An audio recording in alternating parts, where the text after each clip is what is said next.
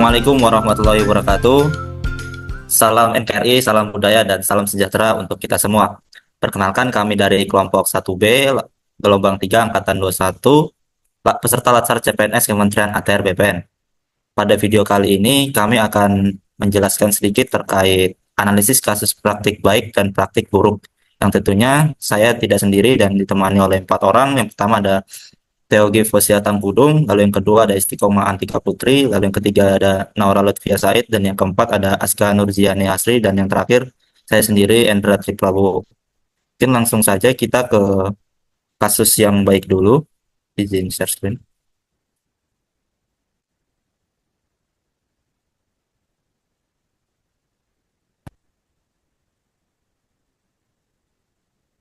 News Metro TV, pemirsa program Gerakan Bersama Pemasangan Tanda Batas atau Gema Batas kembali digerakkan oleh Kementerian ATR BPN, Kantor Pertanahan Kabupaten Bogor II menjadi salah satu yang langsung merealisasikan program ini dengan menggandeng masyarakat untuk memasang tanda batas lahan mereka secara mandiri.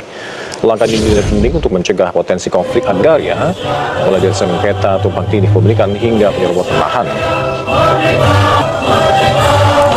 Dan pemirsa program ini ditargetkan menyasar masyarakat menengah ke bawah dan juga dilakukan serentak di berbagai daerah. Kepala Kantor Pertanahan Bogor II, Gus Perdana menyebut Gema Batas ini mendapatkan respon positif terutama dari masyarakat di 7 kecamatan yang di wilayah lain mereka yang menginginkan kejelasan legalitas dan juga batas kepemilikan lahan. Dua-duanya dibawa ke BPN double, akhirnya muncul sertifikat double alias tumpang. Gema Batas tentunya tujuannya adalah menyadarkan masyarakat yang memiliki bidang tanah untuk memasang batas-batas tanahnya agar tidak diambil atau tidak dicaplok oleh tetangganya atau oleh pihak-pihak yang tidak berhak. Dengan adanya tanda batas, tanah menjadi aman, dengan tetangga tidak cekcok, sehingga kepastian terhadap kepemilikan bidang tanah juga semakin. Jelajahi cara baru mendapat. Oke, mungkin itu dari video praktik yang baik. Mungkin dari Kak Teo dulu nih memberikan komentar. Gimana Kak Teo terkait Gema Batas? Komentarnya, silakan. Kalau menurut saya mengenai kegiatan Gema Batas yang dilaksanakan oleh Kantor Pertanahan Kabupaten Bogor II ini sangat bagus karena dengan melaksanakan kegiatan ini mereka menggandeng masyarakat yang secara mandiri dan merupakan inisiatif yang strategis yang bersifat sangat positif karena kegiatan ini efektif meningkatkan partisipasi publik untuk mempercepatkan sertifikasi tanah serta kegiatan ini juga mampu untuk mencegah sengketa batas lahan. Terima kasih. Oke, terima kasih Kak Teo terkait komentarnya dan juga tanggapannya. Mungkin kalau dari Kak Aska sendiri nih, terkait tanggapan dan komentarnya, gimana terkait Gema Batas? Silakan Kak Aska. Baik, kalau menurut saya dengan adanya program Gema Batas yang dilaksanakan di Kantor Pertanahan Kabupaten Bogor II, ini sudah baik, di mana dengan adanya program tersebut merupakan wujud nyata dalam melaksanakan tertib administrasi pertanahan. Selain itu, melalui kolaborasi dengan masyarakat, kegiatan ini juga menunjukkan semangat partisipasi dan gotong royong yang dilakukan oleh masyarakat dengan inovatif dari Kementerian ATR BPN. Oke, terima kasih Kak Aska atas tanggapan dan juga komentarnya. Kita kembali lagi nih ke Kak Teo terkait dampak positif dari Gema Batas itu sendiri. Apa sih menurutmu Kak Teo? Silakan Kak Teo. Baik Indra, kalau menurut saya untuk dampak positif dari kegiatan ini yaitu yang pertama pencegahan sengketa. Tentu dengan kegiatan ini bisa mengurangi atau menghilangkan potensi konflik atau sengketa batas. Kemudian yaitu pengamanan aset, yaitu dengan memberikan perlindungan fisik yang kuat terhadap bidang tanah, agar tidak mudah diserobot. Yang ketiga yaitu kepastian hukum. Dengan gerakan ini, kita menciptakan kepastian hukum mengenai tata letak batas bidang tanah yang dimiliki oleh masyarakat. Dan yang terakhir yaitu efisiensi administrasi, yaitu dengan menghemat waktu, tenaga petugas, serta masyarakat dalam proses pendaftaran tanah. Kira-kira begitu, Kak Indra. Oke, terima kasih Kak Teo atas tanggapannya. Mungkin selanjutnya kembali lagi nih ke Kak Aska terkait rekomendasi. Kira-kira seperti apa sih rekomendasi dalam meningkatkan implementasi dari manajemen ASN dari kegiatan Gema Batas itu sendiri? Silakan Kak Aska. Baik, menurut saya Ada 3 rekomendasi upaya untuk peningkatan implementasi manajemen ASN. Yang pertama yaitu penguatan implementasi sistem merit, di mana jika dilakukan secara konsisten, maka dapat memastikan ASN yang tepat menduduki posisi yang tepat berdasarkan kualifikasi dan kinerja. Rekomendasi yang kedua yaitu peningkatan pengembangan kompetensi, di mana dengan pengembangan ASN harus terstruktur dan relevan dengan kebutuhan strategis organisasi.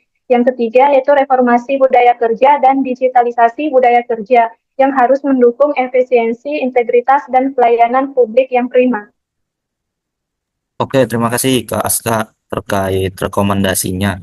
Mungkin selanjutnya kita akan membahas terkait yang perilaku buruk. Di share screen. Tinggi Banten menetapkan mantan Kepala Badan Pertanahan Nasional Kabupaten Lebak atas dugaan suap penerbitan sertifikat tanah. Kejati Banten juga menetapkan seorang pegawai honorer BPN dan 2 calo tanah sebagai tersangka.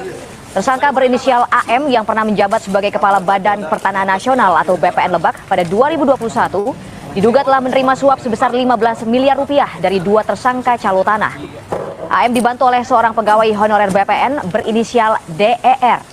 Keduanya kini dibawa ke rutan kelas 2B Pandeglang, sementara 2 tersangka lain yang merupakan calo tanah masih menjalani pemeriksaan.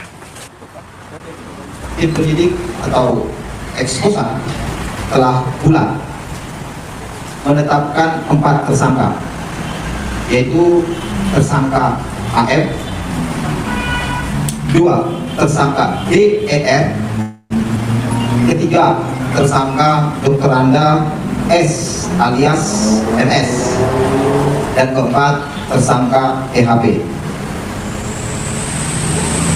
Dengan telah ditetapkan, maka penyidikan yang awalnya penyidikan umum tanggal 28 September 2022, saya selaku Kepala Kejaksaan Tinggi Banten telah mengeluarkan surat penetapan terhadap tersangka. Oke, mungkin itu terkait video dari perilaku yang buruknya. Mungkin selanjutnya kita ke Kak Naura dulu nih untuk memberikan komentar dari mantan Kepala Kantor Kabupaten Lebak yang terjerat kasus korupsi, kasus suap. Silakan Kak Naura. Baik, Kak Indra, terima kasih. Dari kasus dugaan suap mantan Kepala BPN Kabupaten Lebak ini mungkin menunjukkan masih lemahnya integritas di sektor pertanahan. Nilai suapnya hingga 15 miliar rupiah pasti melemahkan kepercayaan publik terhadap lembaga yang seharusnya menjamin kepastian hukum tanah. Dari langkah Kejati Banten menetapkan 4 tersangka tersebut patut diapresiasi ya sebagai upaya tegas menegakkan hukum. Kedepannya mungkin BPN perlu memperkuat pengawasan internal dan menegakkan nilai integritas agar pelayanan publik benar-benar bersih dan akuntabel. Terima kasih. Oke, terima kasih juga Kak Naura. Mungkin selanjutnya ke Kak Isti ini terkait tanggapan ataupun komentarnya terkait video berita tadi. Silakan Kak Isti. Terima kasih Kak Hendra. Saya setuju dengan pendapatnya Kak Naura bahwa kasus tersebut tentunya sangat menurunkan citra dari BPN sendiri karena nilainya yang cukup besar yaitu 15 miliar. Jadi semoga kedepannya kasus tersebut tidak akan terjadi dengan perbaikan-perbaikan yang kita lakukan di instansi kita. Kak Hendra. Oke, terima kasih Kak Isti terkait tanggapannya. Mungkin selanjutnya kita kembali ke Kak Naura lagi nih terkait dampak negatifnya dari berita tersebut apa sih? Silakan Kak Naura. Baik, Kak Indra, adapun dampak negatif dari kasus tersebut, yang pertama itu rusaknya integritas dan etika ASN. ASN yang seharusnya menjadi pelayan publik justru memanfaatkan jabatan untuk kepentingan pribadinya. Kemudian yang kedua, publik kehilangan kepercayaan bahwa ASN benar-benar melayani rakyat. ASN yang dianggap sebagai pelayan masyarakat justru malah melanggar tugas dan fungsinya serta melakukan pelanggaran. Kemudian yang ketiga, menurunnya kualitas layanan publik. Ketika keputusan diambil berdasarkan suap, bukan prosedur, maka pelayanan pertanahan menjadi tidak adil, lambat, dan diskriminatif. Yang terakhir, melemahkan prinsip sistem merit yang menuntut integritas, profesional, dan kinerja. Penerapan sistem merit ini seharusnya mencegah penyalahgunaan wewenang melalui seleksi dan evaluasi berbasis integritas serta kinerja. Terima kasih, Kak Indra. Oke, terima kasih Kak Naura terkait komentar dampak negatifnya. Selanjutnya kita kembali ke Kak Isti terkait rekomendasi dalam meningkatkan implementasi dari manajemen ASN itu sendiri. Silakan Kak Isti. Terima kasih Kak Hendra untuk rekomendasi upaya peningkatannya, yaitu yang pertama kita bisa melakukan penguatan implementasi sistem merit di lingkungan ATR BPR sendiri dengan melakukan audit Kak di sistem manajemen ASN, yaitu dalam proses pengangkatan, mutasi, ataupun promosi jabatan sehingga tidak akan terjadi kedekatan personal. Selanjutnya kita juga bisa melakukan peningkatan integritas dan pengawasan internal. Kita juga bisa melakukan penegakan hukum dan disiplin kepada ASN yang melakukan pelanggaran Kak Hendra. Kemudian kita juga melakukan reformasi proses layanan pertanahan secara digital sehingga menekan hal-hal yang tidak diinginkan seperti suap dan gratifikasi di lingkungan Kementerian ATR BPN Kak Hendra. Oke, terima kasih atas rekomendasinya Kak Isti. Mungkin sekian dari video podcast kami. Kurang dan lebihnya kami mohon maaf. Wassalamualaikum warahmatullahi wabarakatuh. Kementerian ATR BPN melayani profesional terpercaya.